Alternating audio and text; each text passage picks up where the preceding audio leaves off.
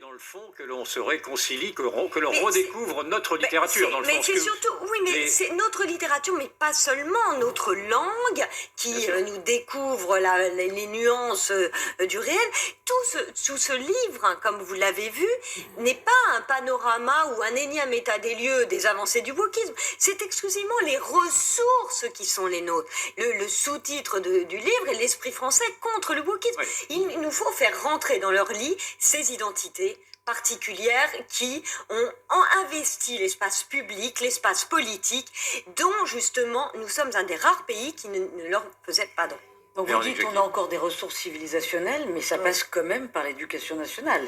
Et il faut des soldats, il faut des résistants pour mener cette bataille. Alors, où sont les résistants? Voilà, mais alors c'est pourquoi il faudrait quand même une éducation, une école qui soit toujours plus libre aussi, enfin des écoles justement qui ne soient pas inféodées à ce discours-là, et promouvoir certaines écoles qui se redonnent pour mission de fabriquer des Français et aussi de fabriquer des esprits capables de penser, capables de maîtriser la langue.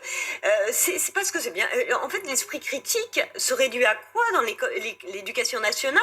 À critiquer le passé. Or, être critique, c'est simplement avoir à sa disposition et les mots et la capacité de raisonnement qui permet de distinguer, de nuancer les choses et de comprendre le réel dans sa complexité.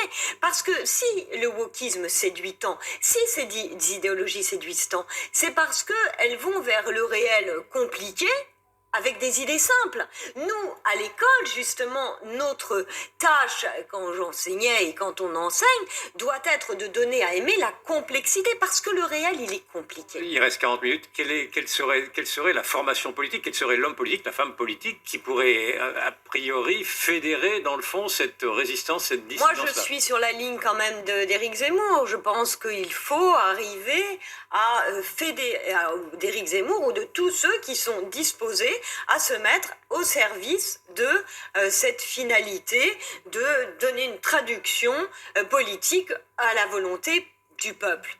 Voilà.